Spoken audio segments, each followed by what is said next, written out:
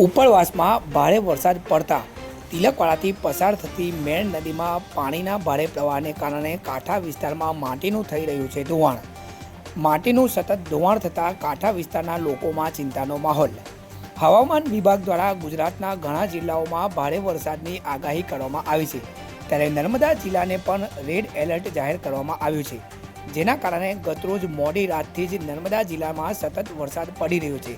નર્મદા જિલ્લાના તિલકવાડા, ગરુડેશ્વર, નાંદોદ સહિત અનેક વિસ્તારોમાં ભારે વરસાદ પડી રહ્યો છે, જેના કારણે ઘણા વિસ્તારોમાં નદી નાળાઓ પર છલકાઈ ઉઠ્યા છે. બીજી તરફ ઉપરવાસમાં ભારે વરસાદ પડવાને કારણે તિલકવાડાથી પસાર થતી મેણ નદીમાં પણ પાણીની ખૂબ મોટા પ્રમાણમાં આવક થઈ છે. પાણીનો પ્રવાહ વધવાને કારણે કાંઠા વિસ્તારમાં માટીનું સતત ધોવાણ થઈ રહ્યું છે, જેના કારણે કાંઠા વિસ્તારમાં રહેતા લોકોમાં ચિંતાનો માહોલ જોવા મળી રહ્યો છે. છેલ્લા ઘણા સમયથી આ વિસ્તારમાં સંરક્ષણ દિવાલ બનાવવા માટે માંગ કરવામાં આવી રહી છે, પરંતુ દિવાલ નહીં બનવાને કારણે દર વર્ષે મેણ નદીમાં પાણીની આવક થતાં માટીનું ધોવાણ થતું હોય છે.